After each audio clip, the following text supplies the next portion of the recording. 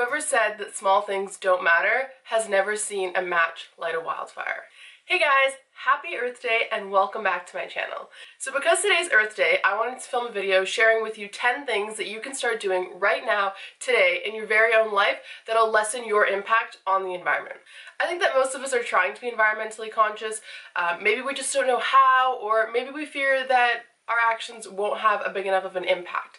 And if you saw my TEDx Canada talk, you'll know that individual actions and small steps make a huge difference.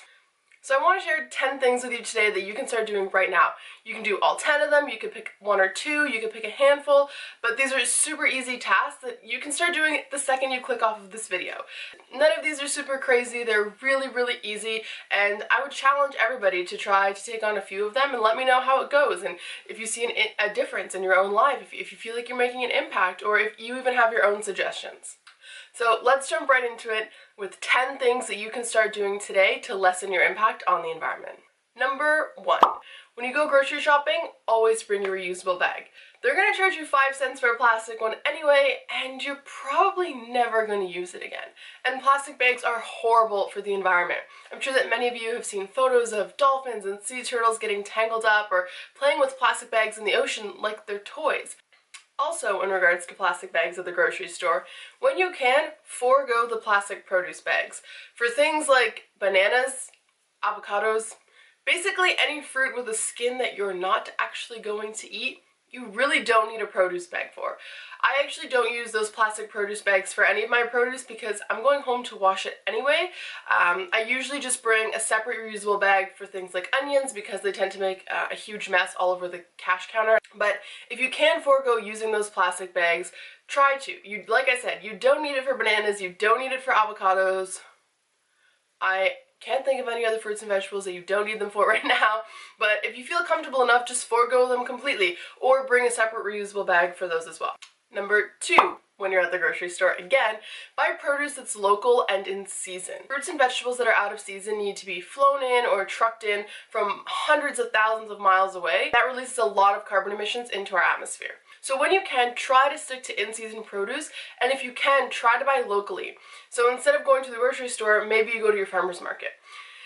And I know that people have frustrations about farmer's market and argue, you know, they're too expensive and, you know, it's too far out of my way, and I totally get those concerns, but I think at the end of the day, you get what you pay for, and it's important to remember that we live in a democratic society and you vote with your dollar.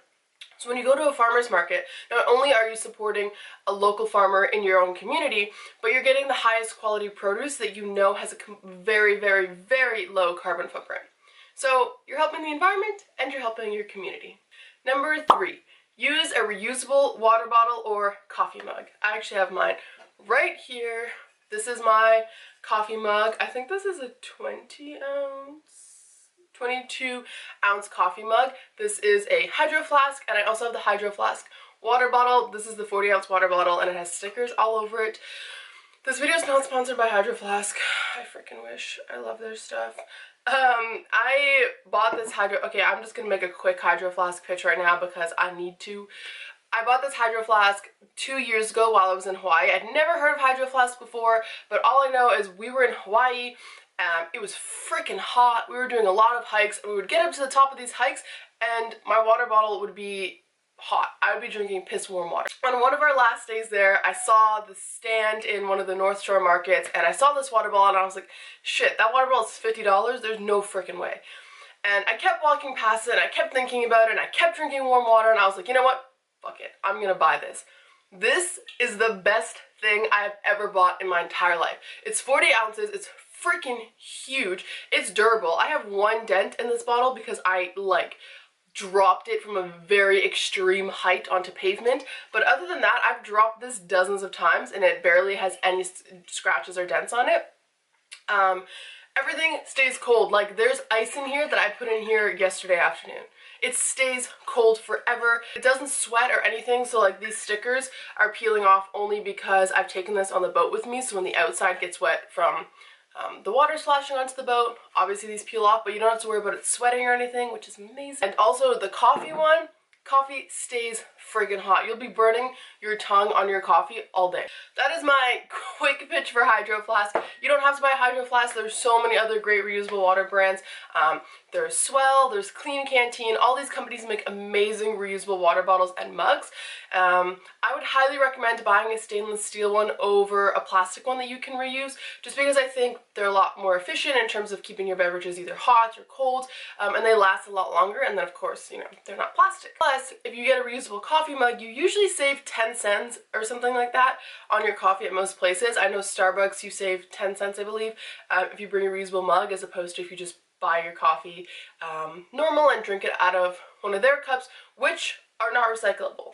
Number 4, print double-sided to save paper. This is something that I never used to do. I used to hate double-sided things. I thought it was so annoying.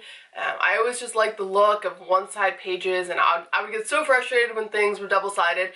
And looking back now, I realize how stupid it was, obviously. But printing double-sided saves a shit ton of paper, especially if you're in university and you're printing like 15 or 20 page essays.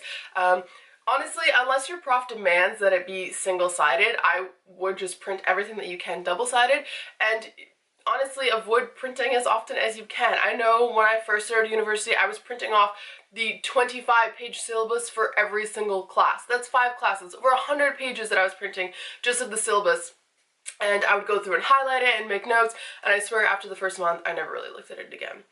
And at the end of the day, most of this material, you know, if you're in university and in our modern society, most of this stuff is accessible online, so there really isn't a dire need to print a lot of this stuff. So I would recommend trying to avoid printing whenever possible, and if you do need to print, print double-sided. Number 5, another tip to save paper is to send e-cards instead of actual cards. I know that some people might not like this because they like the idea of going to Hallmark and buying a card and writing it out, but e-cards obviously is a great way to save a lot of paper. Or if you're really insistent on having that, you know, hard copy card to give somebody, make your own cards. My boyfriend and I have a rule that we never buy each other cards. Every single holiday since we've been together, we've always made our own cards.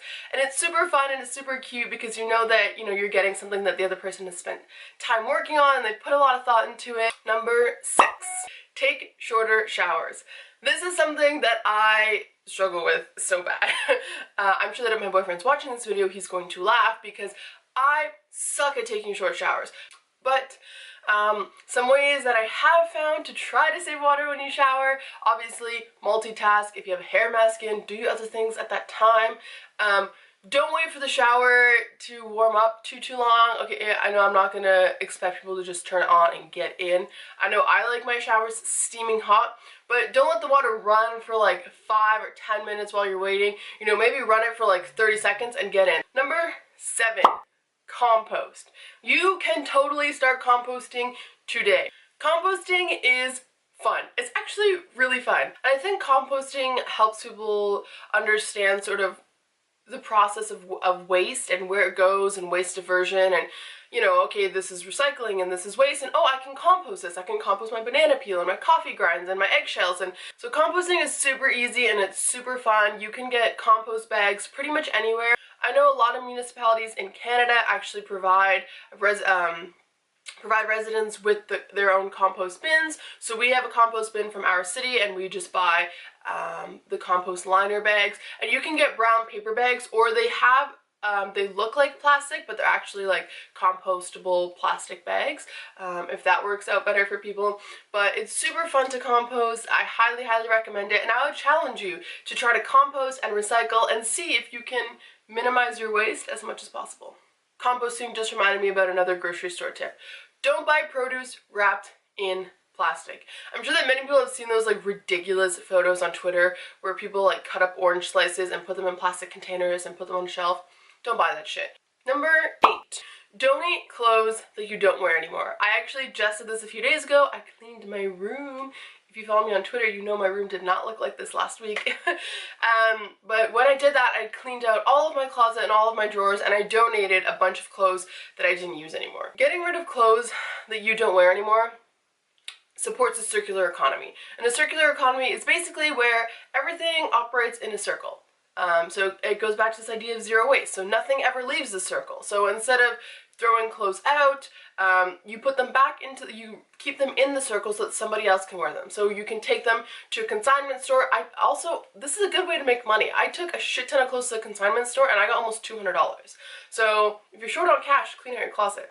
Number 9, when you go to a restaurant or a bar, ask for your drink without a straw. This is a huge thing that I push for when I talk about plastic pollution in the ocean, because it is so easy, but it's so overlooked. You know, straws are so small, people don't even think about it, and honestly it's become second nature for us to just get a straw with our drink and not even think about it. And it's kind of ridiculous when you think about it.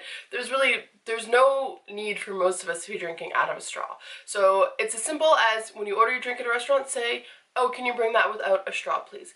And there are a lot of restaurants I know in my local area, in Guelph and Toronto, that are actually not serving drinks with straws.